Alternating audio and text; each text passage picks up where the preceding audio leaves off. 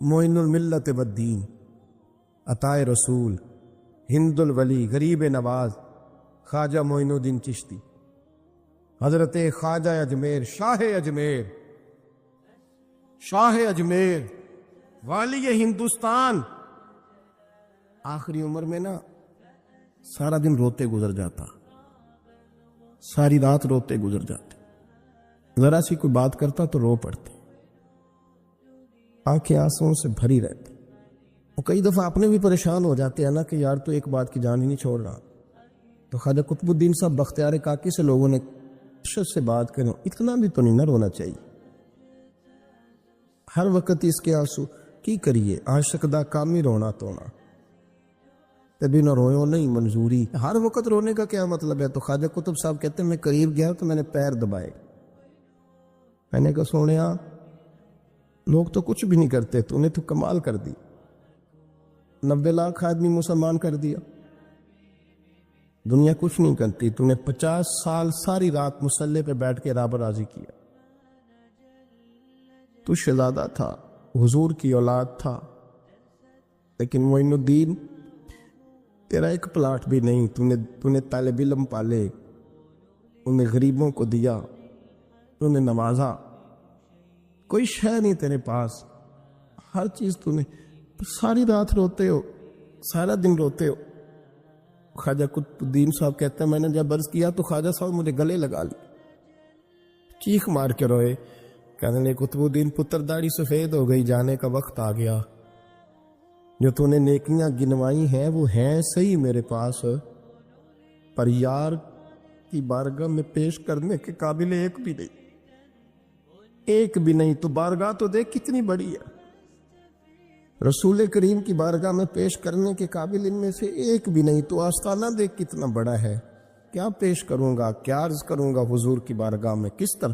وہ یار جو بڑے تھے وہ تو ڈرے ہوئے تھے، سہمے ہوئے تھے، وہ تو بڑی بڑی آزمائش میں تھے، لیکن میرا اور آپ کا رٹا 2 نمازیں پڑھ کے 6 نمازوں کا دعویٰ کرنا اور لمبی چوڑی کہانیاں بنانا اور اپنے منہ سے اپنی تعریفیں کرنا، اس سے تھوڑا باہر آئیں.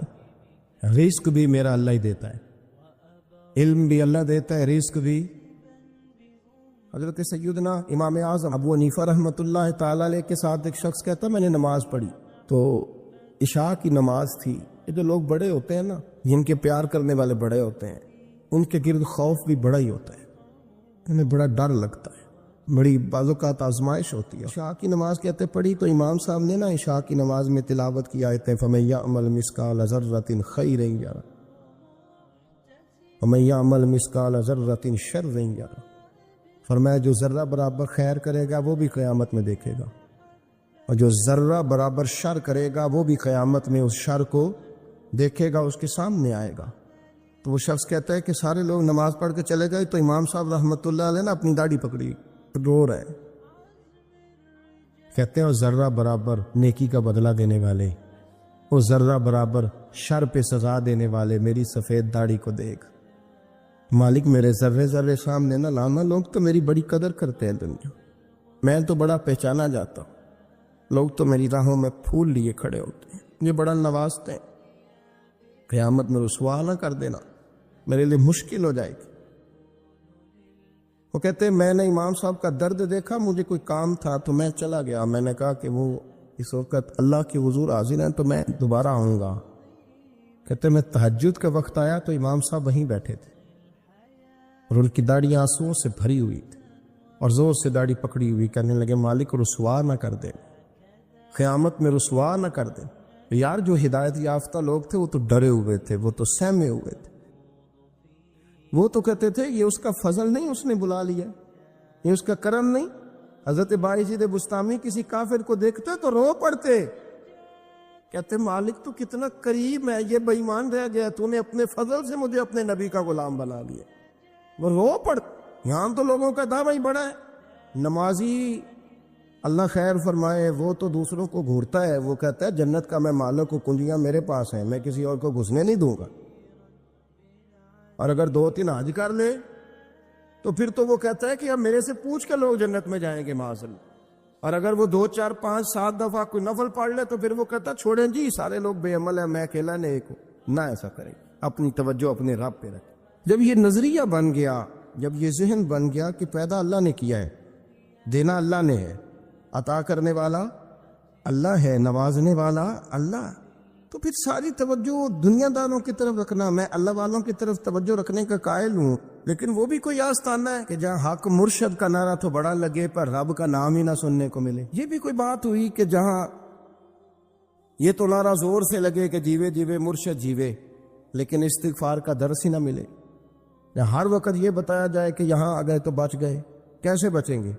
میرے رسول پاک علیہ السلام کا دروازہ سب سے بڑا دروازہ ہے، لیکن میرے دوستو یاد رکھنا، نبی پاک علیہ السلام نے بھی لوگوں کو جب رستہ دکھایا ہے تو رب کریم کا رستہ دکھایا ہے۔ میرے رسول کریم سید عالم صلی اللہ تعالی علیہ وسلم نے لوگوں کی اللہ کی جانب توجہ کرا۔ یہ بات کو اچھے طریقے سے سمجھیے گا، علم اللہ تبارک و تعالی عطا کرتا ہے تو اسے اللہ کی عطا ہی سمجھنا چاہیے۔ کچھ لوگوں کے پاس علم ہوتا ہے پر علم نافع نہیں ہوتا، وہ ٹامک ٹوئیاں مارتے رہتے ہیں ساری زندگی۔ علم کو اللہ کی عطا سمجھیں، اپنی عقل پر اپنے شعور پر زیادہ بھروسہ نہ سمجھیں، نظر اللہ پہ رکھیں۔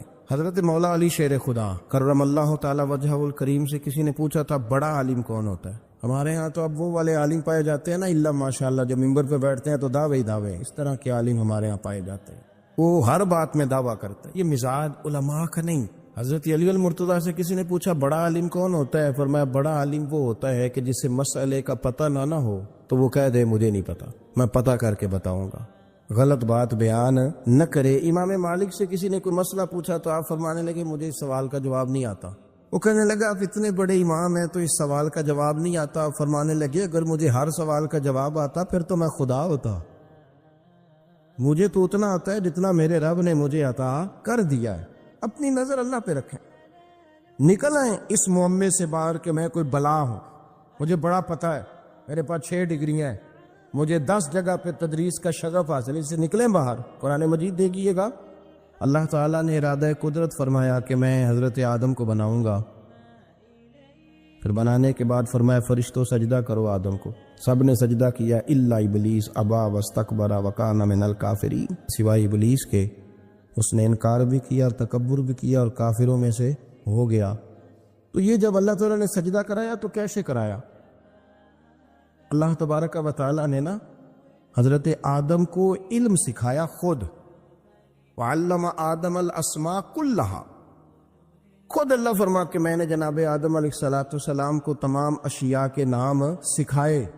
تو وہ چیزیں پھر میں نے نا، اللہ فرماتے میں نے فرشتوں پہ پیش کی، میں نے کہا کہ بتاؤ ان کے نام کیا ہے، تو فرشتوں نے جو جواب دیا وہ سمجھنے والا ہے۔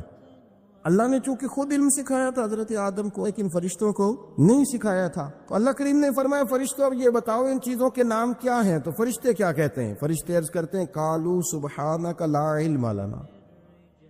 آپ کبھی یقین کریں اس چیز کی لذت لے تو مزہ آ جائے، کہا قالوا سبحانک، کہنے لگے تو پاک ہے۔ آدم علیہ السلام کو نام سکھا لیے، پھر فرشتوں کے سامنے وہ چیزیں پیش کر کے کہا ان چیزوں کے نام بتاؤ، تو فرشتے کیا کہتے ہیں؟ کہتے ہیں قالوا سبحانک، تو پاک ہے، لا علم لنا، ہمارے پاس کوئی علم نہیں، الا ما علمتنا، ہمیں تو اتنا پتہ جتنا تو نے ہمیں سکھا دیا۔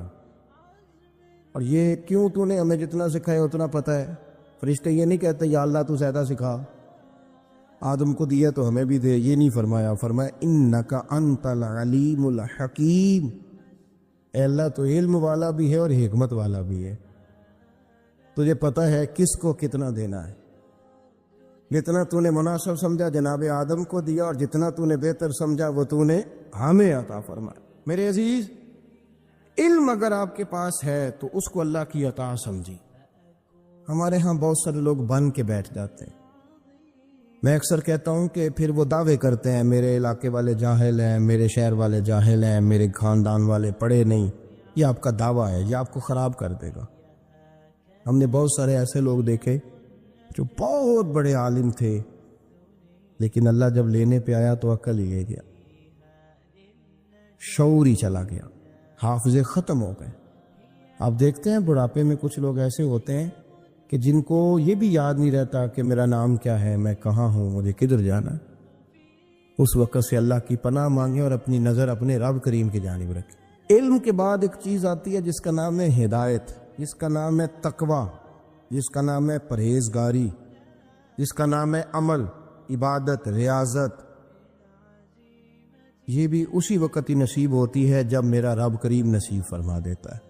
ہم نے نا نیکی کا اپنا اپنا سٹیٹس بنا لیا ہے، اپنا اپنا معیار بنا لیا ہے۔ کچھ لوگ کہتے ہیں کہ جناب مسجد میں سیمٹ کا توڑا دینے سے بہتر ہے کسی غریب کو آٹے کا تھیلا دے دو۔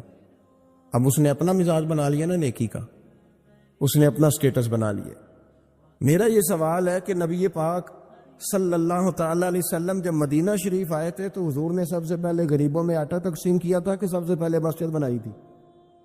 کیا عجیب لوگوں کا رنگ ہے، اپنی مرضی کی ہدایت، اپنی مرضی کا تقوی، اپنی مرضی کا معیار۔ مسجد کوئی بڑا چھوٹا خطیب بھی میری طرح کا ہو نا تو وہ مسجد میں بیٹھ کے جب نبی پاک کی بات کرتا ہے تو کہتا ہے میرے رسول پاک غریبوں کا سہارا بن کے آئے۔ وہ غریبوں کی بات کرتا ہے، مسکینوں کی، لاچاروں کی، کمزوروں کی بات۔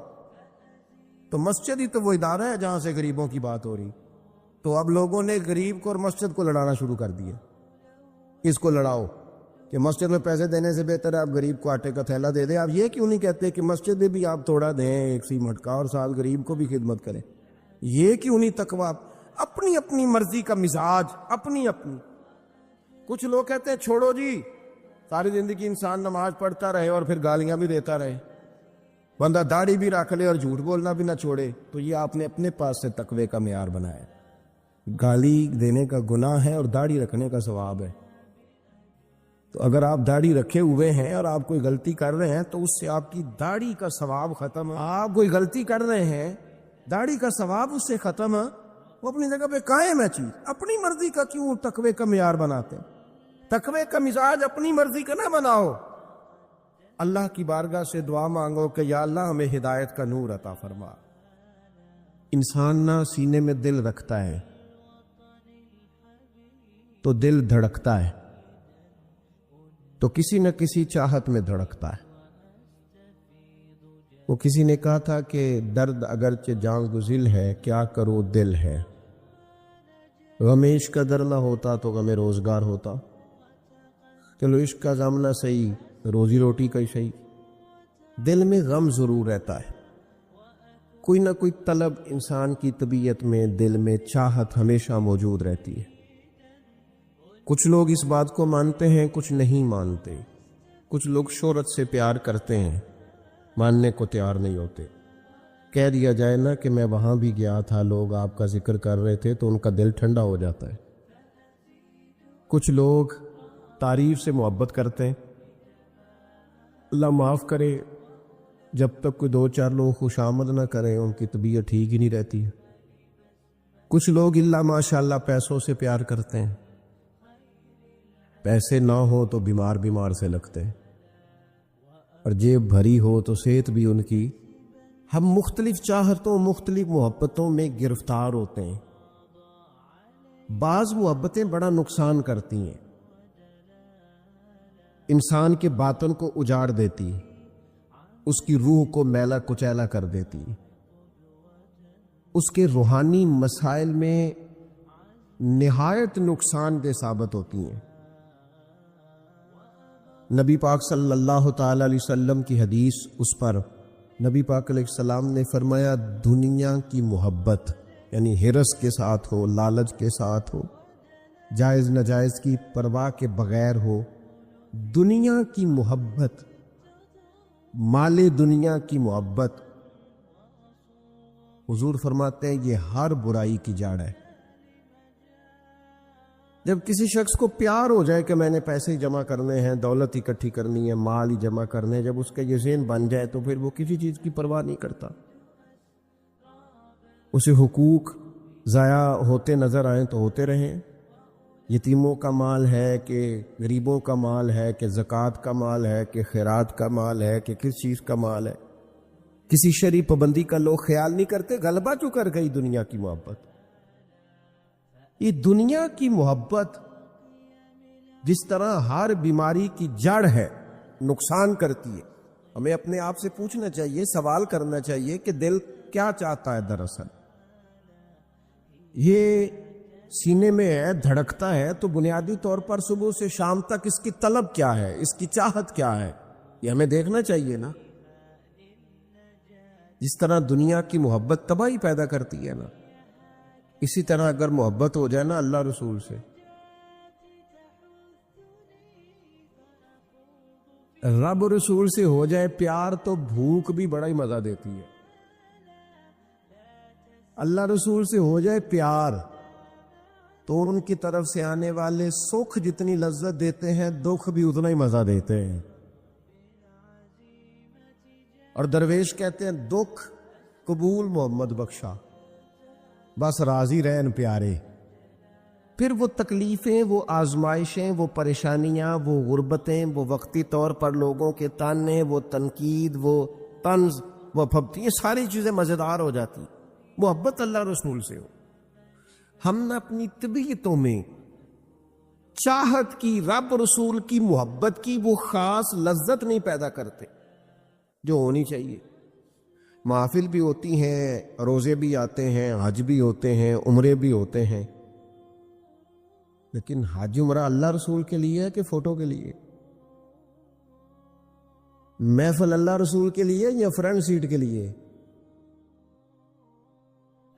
رب رسول کی تعریف ہوگی یا 15-20 لوگوں کی لسٹ پہلے پڑھ کے سنائی جائے گی کہ فلانا بھی مہمان خصوصی ہے، فلانے کی زیر نگرانی ہے، فلانا بھی آیا ہے، فلانے بھی کہا تھا کہ ذرا بھائی، جب تک اس میں غلبہ، یہ ایک بڑی سادی سی بات ہے اور یہ اہم سبق ہے۔ دل سے پوچھ لیں پیار کسے کرتا ہے؟ اور کسی بندے کو دھوکہ دیا جا سکتا ہے، کسی کو اپنی باتوں سے متاثر کیا جا سکتا ہے، کسی آدمی کو دکھایا کچھ، بتایا کچھ جا سکتا ہے، کچھ چھپایا جا سکتا ہے۔ حضور علیہ الصلوۃ والسلام فرماتے ہیں رب نہ تمہارا چہرہ دیکھتا ہے، نہ تمہاری جیب دیکھتا ہے، مالک تو جب دیکھتا ہے تمہارا دل ہی دیکھتا ہے۔ تو دل کی کیفیت اللہ کو پتہ ہے۔ دل بے چین اس لیے رہتے ہیں کہ یہ جو پیاس اور جو طلب کرتے ہیں وہ ہم انہیں پہنچاتے نہیں۔ دل بے قرار اس لیے رہتے ہیں کہ یہ رب رسول کی محبت سے ٹھنڈے ہو، ہم ادھر ادھر کی چاہتے لیے پھرتے ہیں۔ ان کے اندر بے قراری اس لیے ہے کہ ہم نے امیدیں لوگوں سے وابستہ کر لی ہیں، جو لوگوں سے نہیں کرنی چاہیے تھی، اللہ رسول سے کرنی چاہیے۔ ہم نے اسباب کو اختیار کرنا ہے، بھروسہ اسباب پر نہیں، بھروسہ تو اللہ تعالیٰ پہ کرنا ہے۔ تو جب تک دیکھیں نا قرآن مجید نے کیا کہا، قرآن مجید نے کہا والذین آمنوا اشد حبا للہ، فرمایا وہ لوگ جو ایمان لے آئے وہ اپنے رب سے شدید محبت کرتے، اپنے رب سے پیار کرتے ہیں۔ ان کے سجدے بوجھ نہیں، ان کے سجدے تو لذت ہے۔ انہیں نماز کے لیے لانا نہیں پڑتا، جبر نہیں کرنا پڑتا، ان کے تو دل کھچے چلے آتے، ان کو تو پیار ہو گیا، رات ساری بیت گئی اور ایک سجدہ بھی مکمل نہ ہوا۔ وہ تو مال چونکہ اللہ نے دیا ہے تو راہ خدا میں خرچ کرتے وقت ان کی طبیعت کسی قسم کا تکلف نہیں محسوس کرتی، کوئی بوجھ نہیں محسوس کرتی، کیونکہ وہ ہر چیز سے بڑھ کر اللہ رسول سے پیار کرتے ہیں۔ تو یہ چیزیں ان کے سامنے کبھی بھی رکاوٹ نہیں بنتی۔ اور دل میں سب سے زیادہ محبت اللہ کی، اور جہاں تک تعلق ہے میرے رسول پاک کا، اللہ کریم نے فرمایا النبی واولی بالمؤمنین من انفسہم، فرمایا یہ جو نبی ہے نا یہ تو مومنوں سے ان کی جانوں سے بھی زیادہ قریب ہے۔ تو ہر وقت دل کی دھڑکنوں میں، روح کی ٹھنڈک میں، قلب میں، دل میں، روح میں، ذہن میں جو چیز ہر وقت سمائی ہے نا مومنوں کے، وہ رسول پاک کی ذات ہے۔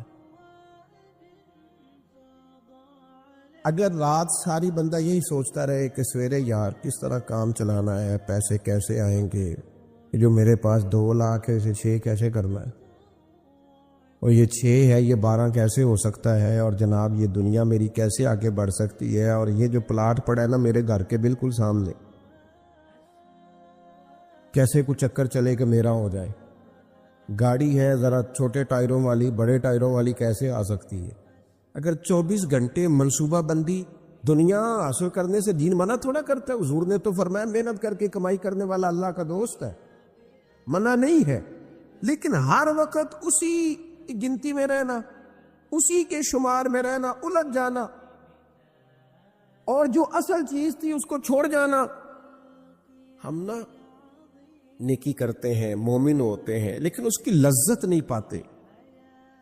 یعنی اگر نماز پڑھ کے بھی بندہ قرار نہ حاصل کرے، اگر وہ خیرات کر کے بھی اس کی ٹھنڈک نہ محسوس کرے، مسجد آ کے، محفل کرا کے، محفل میں بیٹھ کے، پھر بھی اس سے کوئی روحانیت نہ پا سکے، اس نے 20 علماء سنے، اس نے درجنوں خطباء سنے، اس نے ساری زندگی گزار دی، لیکن اس کے دل کی کیفیت ہی نہ بدلی، وہ لذت خاص ہی اسے نصیب نہ ہو، تو پھر اسے سوچنا چاہیے نا کہ دل میں نا اللہ تعالیٰ نے نا ہر چیز دو بنائی ہے، ہونٹ دو، آنکھیں دو، کان دو، ہاتھ دو، پیر، دل اللہ نے ایک ہی بنایا۔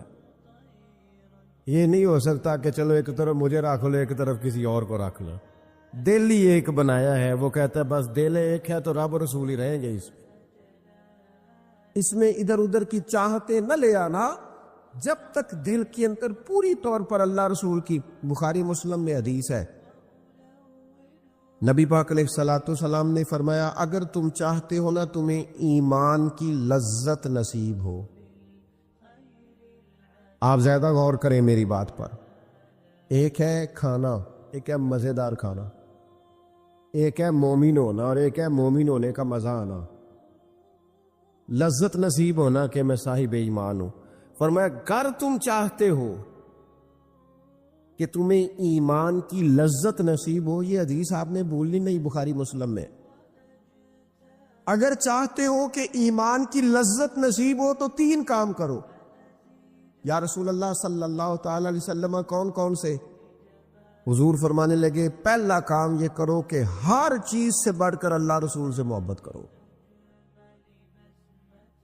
لیکن یہ میرا نعرہ نہیں لگانا، یہ غور کرنا ہے، پیسوں پر اچھی طرح غور کر کے سوچ لینا ہے کہ پیسے زیادہ پیارے ہیں کہ اللہ رسول، یہ غور کر لینا۔ یہ جو جھوٹی انا کے بت بنائے ہوئے نا، میری عزت، میری برادری، میری افسری، میرا قبیلہ، میری کرسی، یہ غور کر لینا ہے کہ کرسیاں زیادہ پیاری ہیں، اقتدار زیادہ پیارا ہے کہ اللہ رسول۔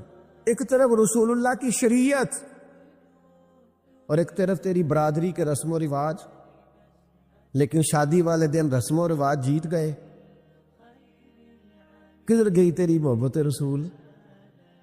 وہ صرف محفل والے دن تھی، ربیع الاول شریف میں تھی۔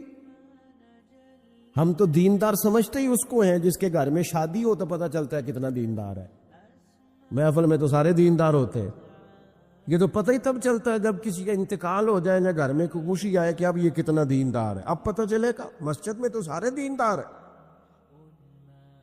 فرمایا اگر چاہتے ہو کہ لذت ایمان نصیب ہو تو ہر چیز سے بڑھ کر اللہ رسول سے پیار کرو، اور دوسرا فرمایا جس سے بھی پیار کرو نا اللہ رسول کی رضا کے لیے کرو، شکریہ کا تکلف بھی چھوڑ دو، وہ میرا احسان مانے گا یہ بھی چھوڑ دو، میری تعریف کرے گا یہ بھی چھوڑ دو، فقط اللہ رسول کی رضا کے لیے رشتے بنانے شروع کرو، مومن ہونے کا مزہ آئے گا۔ جتنے ہم شکوے کرتے ہیں نا رشتہ داروں کے، بھائیوں کے، قبیلوں کے، برادریوں کے، یہ سارے ختم ہو جائیں اگر ہم محبت اللہ رسول کی وجہ سے کرنی شروع کر دیں۔ اگر بنیاد اللہ رسول کی رضا ہو تو ہماری طبیعتوں میں کسی کے لیے نفرت پیدا نہ ہو، بے ادبی پیدا نہ ہو، کوئی ایسا ماحول نہ ہے۔ کیوں کہ ہم ڈائریکٹ پیار ہی نہیں کرتے، ہم جس سے بھی پیار کرتے ہیں درمیان میں رب رسول کو رکھ کے کرتے ہیں، اور حضور فرماتے ہیں قیامت کے دن رب اعلان کرے گا، اللہ فرمائے گا وہ کہاں ہیں جو دنیا میں میری رضا کے لیے آپس میں پیار کرتے تھے؟ یا اللہ کیا ملنے والا ہے؟ اللہ فرمائے گا آج میرے عرش کے سائے کے علاوہ سایہ کوئی نہیں، جو دنیا میں میری رضا کے لیے آپس میں پیار کرتے تھے انہیں آج میں اپنے عرش کا سایہ عطا کروں گا۔ تو اگر ایمان کی لذت چاہتے ہو، ایک تو ہر چیز سے بڑھ کے اللہ رسول سے پیار کریں، ایک جس سے بھی پیار کریں اللہ رسول کے لیے کریں، اور دوسرا فرمایا مومن ہونے کے بعد، کلمہ نصیب ہونے کے بعد، ایماندار ہونے کے بعد کفر کی طرف جانا اتنا ناپسند کرے، اتنا ناپسند کرے جتنا کوئی آگ میں جانا ناپسند کرتا ہے۔ اتنا ناپسند. اگر یہ ذہن بن گیا پھر لذت نصیب. میں آپ سے عرض کروں میرے عزیزوں، ہم نا تھکی تھکی سی زندگی گزارتے ہیں، بور سا وقت گزارتے ہیں، الجھے ذہن رہتے ہیں، بکھری سوچیں رہتی ہیں، ٹوٹے خیالات، پختگی نہیں باتوں میں، مضبوط نہیں افکار. کسی نے مشورہ دیا تو 10 منٹ کچھ اور سوچ لیا، اگلے سے بات کی تو پھر پچھلے کی بات ختم ہو گئی. اپنی زندگی میں مضبوطی نہیں. وہ خدا کے بندو، ہمیں تو ایک سادہ سا اسلوب دے دیا گیا ہے کہ تم ہر چیز سے بڑھ کے رسول پاک سے محبت کرو. تو جب پوری طرح وہ محبت نصیب ہو جائے گی، جب پوری طرح وہ چاہت مل جائے گی، جب پوری طرح وہ خلوص نصیب ہو گیا، للہیت مل گئی، اللہ رسول کی بارگاہ نصیب ہو گئی، آپ یقین کریں حضور کی محبت بندے کو پکا کر دیتی ہے، اس کی سوچوں کو مضبوط کر دیتی ہے، اس کے اندر استقامت لاتی ہے. رسول اللہ کی محبت، انسان طاقتور ہو جاتا ہے. میں تقریر نہیں کر رہا، جذبات کا اظہار کر رہا ہوں. میں آپ سے داد نہیں چاہتا، میں آپ کی ذہن سازی چاہتا ہوں. آپ بھلے میری بات پر کوئی سبحان اللہ ماشاء اللہ نہ کہے، لیکن میرے درد دل کو سمجھے میں کیا کہنا چاہتا ہوں. دوستو، حضور کی محبت مضبوط کرتی ہے، مضبوط طاقتور کر دیتی ہے. نہ سمجھ آئے تو سیدنا بلال سے پوچھ کے دیکھو، مار پڑتی جاتی ہے، محبت طاقتور ہوتی جاتی ہے، تانے ملتے جاتے ہیں، محبت مضبوط ہوتی جاتی ہے. نہ سمجھ آئے تو سیدنا سلمان فارسی سے پوچھو. سالوں بیت گئے، ڈھونڈتے تلاش کرتے، آتے حضور کی بارگاہ میں حاضری دیتے، غلامی کرتے، کہاں سے چلے کہاں پہنچے. اگر نہ سمجھ آئے تو حضرت خبیب سے پوچھو، نہ سمجھ آئے تو بدر میں جا کے شہید ہونے والوں سے پوچھو یہ محبت کتنا طاقتور کرتی ہے. حضرت انس بن نضر سے پوچھو میدان احد میں کہ یہ محبت افکار کو زندہ کرتی ہے، روح کو تازہ کرتی ہے. بندہ نا زیادہ باتوں سے ویسے ہی بچ جاتا ہے.